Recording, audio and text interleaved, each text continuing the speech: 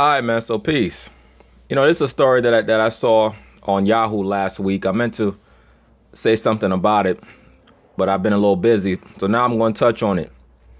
And this is something that it really is indicative of the spirit of entitlement of the modern so-called liberal feminist woman. This woman is pregnant. This female is pregnant. Her name is Yvonne Lynn, and she noticed that no one was standing up for her to allow her to sit down. At least very, very few men were allowing her to sit down when she got on the train after she became visibly pregnant. So she decided that she was going to create an award for any man who allowed her to sit down.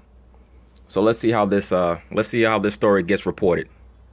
Crowded subways are even more uncomfortable when you're riding for two. Meet Yvonne. She commutes between Washington Heights and Lower Manhattan. She's 8 months pregnant. She had an idea. I'm a designer. I like doing goofy things. Part of one of the things I like experimenting with is behavior change and seeing if objects can do that. And so one of the things I noticed. Now, she said one of the things that she likes experimenting with is behavior change. So this seems to be more of a case study for her than anything sincere. Right there, she's telling you that she's more worried about the gender of who stands up for her than the actual act itself and the intent behind the act. All right. Once again, another so-called liberal feminist woman that wants to play games. With my 2-hour commute every day is that I was getting lots of seats from women and no seats from any guys. And so after a while, I realized, all right, if a guy gives me a seat, I'm going to make a big freaking deal out of it. So that's her confession right there. She said that she noticed that she was getting seats from women, but not from guys. So she wasn't really concerned about her child or getting a seat on the train, getting rest on the train. She was more concerned with why men were no longer engaging in the act of getting up for a woman. So now she said that she's so interested in behavioral modification, really based on award or punishments. Something that is pretty much known as Pavlovian, right? It was Pavlov who experimented with I believe it was dogs to see how they would respond to certain stimuli. So that shows you right now that this female, she looks at men as dogs or as servants. She's trying to figure out how come they're not as obedient as she thinks that they should be. Once again, in the modern feminist mentality, when they say that they want equality, they really mean that they want all the good things, but none of the bad, right? In equality, sometimes you have to stand up if there's no seats. Now, am I saying that a man should not stand up for a pregnant woman or an old lady or what have you? No, a man should still do that. All right. But all that means is that due to the feminist movement and the so-called equality movement, now it's at a man's discretion if he does that or not. All right. It's his personal preference or his personal business if he gets up or not, because by the woman's own declaration, she's equal. All right. That's why I say you got to be careful what you ask for sometimes, because you just might get it. The trophy she designed. The #1 Decent Dude Award. And Ricky Barksdale is the guy who got it. Finally. Now, if I would have got up for that woman and she would have gave me that award, I might have told, you know what, get your ass back up out of my goddamn seat. Because you're trying to play me. You know what I'm saying? But this dude, he didn't understand that he was getting played. Again, this is another so-called feminist woman trying to play games as opposed to actually looking for a seat to get rest for her and her child. After about a month. If it was equal number of guys and girls, I totally wouldn't have done something like this, but it was just such a sharp contrast. So you haven't seen him then since that initial encounter? So if she's so worried about the sharp contrast between guys and girls, and she says that she's somebody who pays attention to behavioral actions or behavioral modification through reward or through punishment, then she really should have been asking herself, wow, why are all these guys now no longer standing up for women? This obviously has become a societal phenomenon. It's become a cultural thing. Why is that? Obviously, modern day men or males are now trained to no longer even try to be chivalrous towards females because maybe they're used to getting rebuffed. Or maybe they're just tired of the hijinks, right? There are certain men who are unfortunate enough to run into feminazi women who who even hold doors or attempt to hold doors or attempt to pull out chairs for women and get rebuffed. Say, I don't need that. Right? There are men who've ran into that phenomenon. So maybe certain men don't want to be bothered with it. Or maybe certain men now have become so disdainful of modern day liberal feminism that they know pretty much are like, you know what?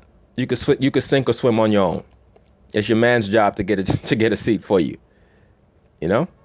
That's why I say sometimes you got to be careful what you wish for. You know, when you look for equality and you look for empowerment, that means a great deal of responsibility as well. It's like when you're a child and you live in your parents' home. And you say, I want to make my own decisions. I want to call my own shots. Well, you know what that means? That means that you have to get your own place and you got to pay your own bills and so on and so forth. With power comes responsibility. Even Spider-Man tells you that, right? So that's what I mean when I harp on the entitlement issue of many of these so-called liberal women. Very unfortunate because it's brought a lot of disharmony to this society. And I feel sorry for her child's father, whoever he is. And it's funny, with her being Asian, you don't normally associate the so-called Asian woman with these issues. But it shows you that it's a Western woman issue. It's not really predicated on race per se. But I highlight the black woman because the so-called black man is at the bottom of the totem pole. So he gets the sharpest brunt of it, right? Or the sharpest edge of it because he's the most powerless to that feminist energy. Nope, didn't see him. He found me on Instagram. I guess it got passed around enough, and we've been messaging a little bit since then. Yeah, I'm sure that wasn't the only thing that's been passed around. You probably been passed around too. And I guarantee you her child's father is most likely not an Asian man.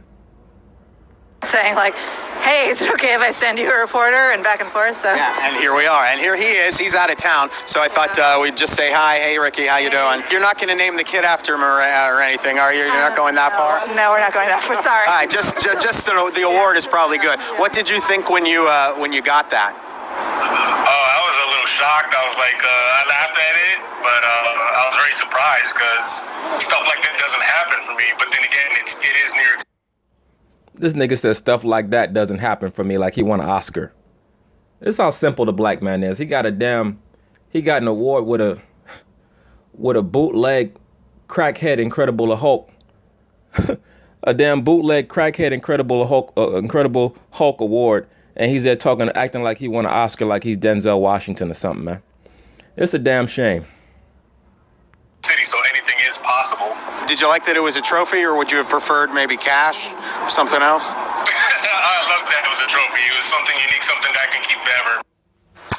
So Lynn, This fool said that it was something unique, something that he can keep forever. So, nigga, what you gonna do? You gonna show that to your kids when you get older and say this was the Simp of the Year award that I won in 2017?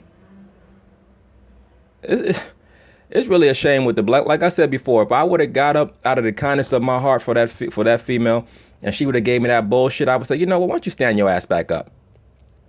All right, you stand your ass back up and just stand right there by the pole until you get to your stop. You know, and let me say this too, in regards to the chivalry thing. The term chivalry, that comes from the medieval time period. All right. The chivalry was basically the code of conduct for the knights. All right. And the knights were so-called black men. For those of you brothers that and whoever out there listening that doesn't know. All right. The knights were so-called black men. And there was a code of conduct, not only in how you treated the woman, but how you treated your fellow man, how you treated the nobility, how you treated the king. It was a code of conduct.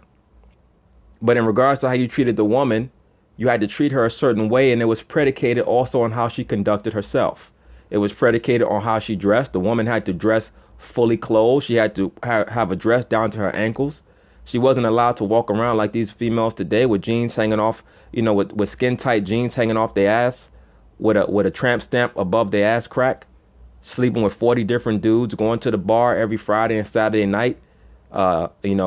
Being a lesbian for the weekend with some chick that they met at the club that they're allowed to give cunnilingus to.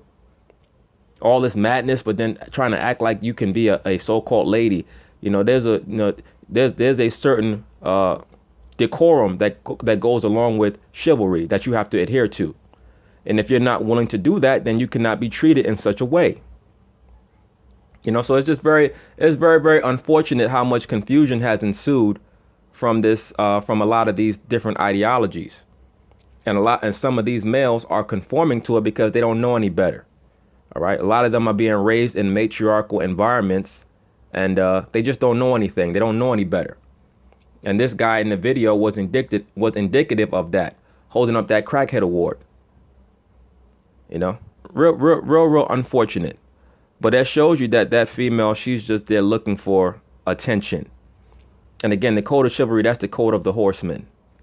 All right. That code went out when the so-called white man rose to power during the so-called Renaissance. All right. That's when they started to first get rid of the code of chivalry.